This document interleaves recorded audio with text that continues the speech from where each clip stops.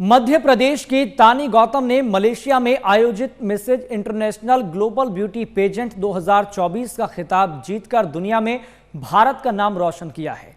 तानी गौतम मध्य प्रदेश के जबलपुर की रहने वाली हैं। तानी गौतम से हमारे संवाददाता नितिन धीमान ने खास बातचीत की है। मेरे साथ इस वक्त मौजूद है मिसेज इंटरनेशनल ग्लोबल 2024 जो मलेशिया में हुआ है, उसकी ब्यूटी पेजेंट तानी गौतम और साथ में उनकी इंस्ट्रक्टर रीटा गंगवानी और जो डाइडम है उसकी ऑनर अमीशा। आप सब तीनों का स्वागत है। सबसे पहले आपसे सवाल करना चाहूँगा, कितना प्राउड मोमेंट था जब ताज उठाया और पीछे 150 करोड़ देशवासी भारत के, वो पूरा एक समझना चाहूँगा, उस वक्त कैसा लगा? काफ़ी प्राउड महसूस किया उस समय। Top of the world feeling थी मेरे लिए, क्योंकि एक रिस्पॉन्सिबिलिटी थी मेरे कंधों में। इंडिया से सिंगल कंटेस्टेंट रिप्रेजेंट कर रही थी अपने देश को वहाँ पर, और उस समय सिर्फ और सिर्फ संकट मोचन के मंत्र चल रहे थे मेरे दिमाग में कि ये रिज़ल्ट क्या होगा। मेरा देश लाइव देख रहा है एंड पूरी फैमिली, पूरे रिलेटिव्स, सारे फ्रेंड्स, पूरी कंट्री में सारे लोग देख रहे हैं कि इंडिया का नाम कब सुनने मिलेगा। तो एक सपना था मेरे लिए जो साकार होते हुए देखा मैंने, तो काफ़ी प्राउड फीलिंग है। अच्छा, जर्नी मैं जानना चाहूँगा, कहाँ से शुरुआत हुई और कैसे सोचा कि मुझे इसी में आगे बढ़ना है, और क्या एक स्ट्रगल था इसके पीछे का? बचपन से ही मैंने ब्यूटी पैजेंट को फॉलो किया है और सारी ब्यूटी क्वींस के फ्लॉन्स देखे हैं मैंने, उनकी वॉक देखी है मैंने, उनके एटिकेट्स देखे, उनके सारे इंटरव्यूज़ देखे हैं मैंने कि वो कैसे बात करती हैं। तो अपने आप को मिरर में देख के मैंने हमेशा ये ट्राई किया कि क्या मैं भी वो कर सकती हूँ। मेरा भी सपना रहा है ब्यूटी पैजेंट में जाने का, और उस सपने को मोटिवेट किया है, आगे बढ़ाया है मेरे हस्बैंड ने, काफ़ी सपोर्ट किया है। ये भी मुझे पता चला आप शूटिंग प्रोफेशनल हैं, तो वहाँ से फिर ब्यूटी पेजेंट में बहुत कम देखने को मिलता है, क्योंकि वो अलग ही एकदम से गेम है। क्योंकि मेरा हमेशा से सपना रहा है अपने देश को रिप्रेजेंट करना है, देश का झंडा लेके आगे बढ़ना है, देश के बाहर जाना है। तो मैं ओलंपिक मेडल लाना मेरा सपना रहा है, तो इसलिए स्पोर्ट्स में भी रही हूँ मैं। एंड एयर पिस्टल शूटिंग मैंने स्टार्ट किया ट्रेनिंग, एंड उसके बाद ब्यूटी पेजेंट में जाना मेरा ये बचपन का सपना था, जिसको मैंने पूरा किया। मिशा जी मेरे साथ है। मैं एक चीज़ जानना चाहता हूँ, ये मिसेज इंटरनेशनल ग्लोबल है और एक मिस इंडिया, क्योंकि जनरल लोगों के लिए सवाल है, जी। तो इनमें डिफरेंस कितना? ये कहा जाता है कि ये चलो उतना कंपटीशन नहीं होता, क्या उतना ही होता है या उससे ज़्यादा टफ यहाँ पे होता है? मुझे लगता है कि सबसे पहले इस आंसर क्वेश्चन का जवाब देने से पहले मैं कहना चाहूँगी कि एक मिसकंसेप्शन है कि मिस इंडिया ही जो है अनमैरिड गर्ल्स का जो ब्यूटी पैजेंट होता है कि भाई मिस इंडिया है तभी ये इतनी सुंदर है, या ये इसीलिए कर सकती है क्योंकि ये मिस इंडिया है। तो जो हमारी तुलना है शादीशुदा महिलाओं की, अक्सर एक कंपैरिजन किया जाता है मिस कैटेगरी के कंटेंडर्स से। मैं जो देखती हूँ मेरे नज़रिए से, मेरे मिस कैटेगरी के भी पैजेंट हैं और मिसेस कैटेगरी का भी पैजेंट है। मेरी ऑर्गेनाइजेशन में दोनों डिविजन्स हैं। तो आज की जो भारतीय नारी है, जो शादीशुदा महिलाएं हैं, वो कहीं भी किसी भी रूप में अपनी जो अनमैरिड गर्ल्स हैं उनसे कहीं भी पीछे नहीं है।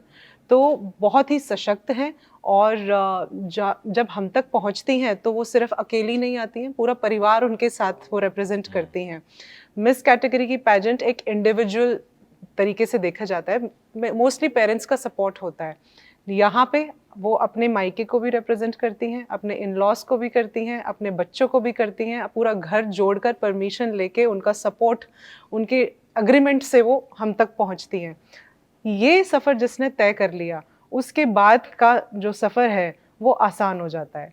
तो ये एक थोड़ा सा जो है ये मुश्किल पड़ाव होता है, क्योंकि हमारे देश में थोड़ी सी कमी है कि मैरिड लेडीज़ को वो खुलकर वो जो सपोर्ट एक फैमिली को देना चाहिए, उसकी थोड़ी सी मैं कमी महसूस करती हूँ कि वो कम है। हालांकि हमारे पास जितने कंटेस्टेंट्स आते हैं वो इसीलिए पहुँचते हैं क्योंकि परिवार साथ दे रहा है, लेकिन बहुत से पीछे इसीलिए छूट जाते हैं क्योंकि उनके फैमिली वाले अलाउ नहीं करते। कंपटीशन ज़्यादा टफ है वहाँ, परिवार भी देखना और मिस के लिए तो आपको सिर्फ वहीं देखना है। रीता गंगवानी जी मेरे साथ है, आपने तो बहुतों को ट्रेन किया है, मानुषी चिल्लर भी उसका नाम है।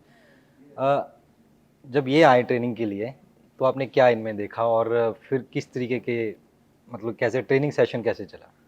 जब ये आए मेरे पास तो इनके अंदर कुछ कर दिखाने का जज्बा था, एक सपना था और उस सपने को पूरे करने की एक बहुत बड़ी चाह थी। तो जब तक आपके अंदर से वो आग नहीं निकलती तब तक आप उसको आग में तपा नहीं सकते उस लोहे को, क्योंकि वो रेजिस्टेंस रहती है। लेकिन क्योंकि वो तैयार आई थी, मेंटली तैयार आई थी परिवार के सबके साथ में चलते हुए, और जो इनके डायरेक्टर हैं, जो हमारे डायडम कॉन्टेस्ट के डायरेक्टर हैं, उनका जो सपोर्ट साथ में रहा उन्होंने पहले से मुझे अपग्रेड किया था उनके बारे में, तो मेरे लिए सफ़र आसान हो गया।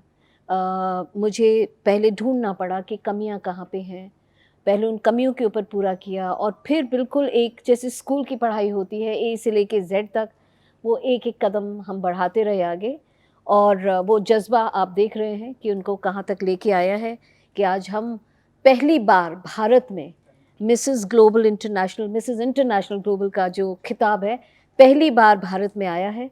तो ये आई थिंक हम हर हिंदुस्तानी के लिए बहुत बड़े गर्व की बात है, और हर मैरिड लेडी के लिए भी बहुत बड़े गर्व की बात है। अगर ये कर सकती हैं तो आप भी ज़रूर कर सकती अच्छा, इससे मैं जुड़ा एक सवाल पूछना चाहूँगा। कई मिसेज जो हैं वो आपके पास आती होंगी ट्रेनिंग के लिए, क्या कारण है कुछ ही आगे पहुंच पाते हैं, बाकी सब लोग बीच में छोड़ देते हैं, क्या कारण रहता है? बहुत सारे कारण हैं। सबसे पहले तो फैमिली का सपोर्ट बहुत ज़रूरी होता है, क्योंकि उनसे हटकर आप आगे नहीं बढ़ सकते जब तक कि आपके पास फैमिली का सपोर्ट ना हो। तो कई ऐसे होते हैं जो धीरे धीरे अपनी घर में एक टीम बनाते हैं, अपनी रिस्पॉन्सिबिलिटी बांधते हैं और फिर आते हैं। और कईयों के अंदर कहीं ना कहीं अभी भी हिचक है। एक बड़ी कहावत है हिंदी में, बड़ी अच्छी कहावत मैंने कहीं पढ़ी थी, इंगेजमेंट हुई आधी गई, शादी हुई पूरी गई, बच्चा हुआ मर गई। तो हम हिंदुस्तानी महिलाएं कहीं ना कहीं शादी होने के बाद और बच्चा होने के बाद ये सोचती कि अब जीने में रखा ही क्या, अब क्या है, बस बच्चों के लिए जीना है, परिवार के लिए जीना है। तो वो हिचक कि मेरा भी कोई सपना था जो मैं पूरा करना चाहूँ, वो कहीं ना कहीं हिचक उन्हें रोकती है। तो जो भी यहाँ आपके इस माध्यम से मुझे सुन रहे हैं, जो हस्बैंड सुन रहे हैं, जो मदर इन लॉ सुन रहे हैं, जो फैमिली सुन रहे हैं, आप एक बार झंझोर कर तो देखिए। हर महिला के अंदर बहुत छुपे हुए सपने हैं, बस आपको सिर्फ उन्हें पंख देने हैं। यही सवाल तानी मैं आपसे बोलूँगा कि आपने जब बताया होगा हस्बैंड को, या आपके बच्चे उस वक्त कितने बड़े थे, तो क्या रिएक्शन आया? आफ्टर विनिंग, नहीं, जब आपको जाना था मिसेज इंटरनेशनल में। जी हाँ, मेरा एक 10 साल का बेटा है। मैंने जब उसको बताया कि बेटा आपकी मम्मा सेलेक्ट हुई हैं इंटरनेशनल परफॉर्म करने के लिए, मेरा बेटा खुशी से फुला नहीं समा रहा था कि मेरी मम्मा इंटरनेशनल परफॉर्म करेगी सिंगल कंटेस्टेंट। एंड मेरे हस्बैंड को प्राउड था कि मेरी वाइफ कर दिखाएगी, क्योंकि उनको पूरा भरोसा है मुझ पर। तो बाकी परिवार वाले सबने सब- सपोर्ट किया, इसलिए आज मैं आपके सामने इतनी खुश बैठी हुई हूँ। जब आगे का टारगेट क्या रखा है? आगे का टारगेट है मेरी एडवोकेसी है विमेन एम्पावरमेंट के लिए। सबसे पहला टारगेट मेरा यही है कि मैं विमेन को सेल्फ डिफेंस स्किल्स के लिए आगे प्रमोट करूँगी एंड एजुकेट करूँगी विमेन। हमेशा एक मैं चीज़ पूछना चाहूँगा, यही बार बार कहा जाता है, जितना भी हम लोग एक बतौर लेमैन सुनते हैं कि शक्ल अच्छी है, हाइट अच्छी है तो ही आप ब्यूटी कंटेंशन में जा सकते हो। तो क्या यही पैमाने होते हैं या कोई और पैमाना भी वहाँ पर होता है कॉन्फिडेंस लेवल? सिर्फ शक्ल अच्छी होना और हाइट अच्छी होने से तो काम नहीं चलता है। और अगर सिर्फ उसी से चलता होता तो शायद आपको इंटरव्यू देते नहीं बनता। बोलना भी आना चाहिए, लहजा भी आना चाहिए, कॉन्फिडेंस होना चाहिए कि हमारे सामने जो ऑडियंस बैठी है उनको प्रूव करना है हमें that I am the one who deserves to be the winner tonight. तो उसके लिए सिर्फ फिज़िकल अट्रैक्शन या एट्रीब्यूट ही काफ़ी नहीं है, बहुत चीज़ें होती हैं। जैसे आपने सुना होगा, बहुत फेमस टाइटल है ब्यूटी विद ब्रेन्स। तो वो इसीलिए बनाया गया है और इसीलिए वो टाइटल दिया जाता है कि आपको दिमागी भी उतना ही शार्प और तेज़ होना पड़ता है, क्योंकि आपको ऑडियंस से भी बात करनी है, आपको अपने शहर के लोगों से भी बात करनी है, मीडिया से भी इंटरेक्ट करना है, फैंस से भी बात करनी है, अपनी मैनेजमेंट भी संभालनी है, अपनी एडवोकेसी भी आगे ले जानी है। उसके लिए आपको सिर्फ ब्यूटी नहीं, आपको ब्यूटी विद ब्रेन बनना पड़ता है। Beauty with brain. आप ट्रेन कैसे करती हैं फिर सबको ब्यूटी विद ब्रेन के लिए? देखिए, ब्यूटी विद ब्रेन के लिए सबसे पहले तो आपको अवेयरनेस की बहुत ज़रूरत है। हम एक कुएं के मेंढक की तरह सिर्फ अपने घर के बारे में जानते हैं, बट आपको पूरे विश्व के बारे में जानना पड़ेगा, क्योंकि आप एक ग्लोबल क्वीन हैं, आपको दुनिया के लिए काम करना है। तो आप अपनी इंटेलिजेंस को, आजकल घर पे टीवी है, आपके न्यूज़पेपर्स आते हैं, मैगजीन्स आते हैं, पढ़िए। और वो पढ़ने के बाद अब धीरे धीरे धीरे जब दुनिया के बारे में जानते हैं, घर में डिबेट्स कीजिए, एक दूसरे से बात कीजिए, ताकि आप खुल के बात कर सकें। कहते हैं ना, जो परिवार साथ में बैठ के खाता है वो बहुत आगे जाता है। तो सिर्फ खाइए मत, एक दूसरे से बातचीत कीजिए, क्या चल रहा है दुनिया में, क्या चल रहा है आपकी ज़िंदगी में, वगैरह वगैरह। तो धीरे धीरे वो स्किल्स आपके अंदर डेवलप होते हैं कॉन्फिडेंस के।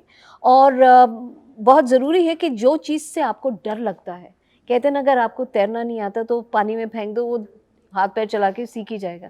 इसी तरीके से अगर आपको किसी चीज़ से डर लगता है तो बार बार आप उसको उस सिचुएशन में खुद को डालिए, ताकि उससे निकलने का आपके अंदर कॉन्फिडेंस बने। तानी, एक आखिरी सवाल मैं पूछना चाहूँगा। आपने कहा कि मैं सेल्फ डिफेंस या लड़कियों को वुमेन एम्पावरमेंट करेंगी। कुछ ब्लूप्रिंट बनाया है कि क्या करना है, किस तरीके से करना है और आगे किस तरीके ले जाएंगे इस चीज़? इन फ्यूचर काफ़ी प्लानिंग्स है मेरी, आपको देखने को ज़रूर मिलेगा कि मैं क्या करने वाली हूँ।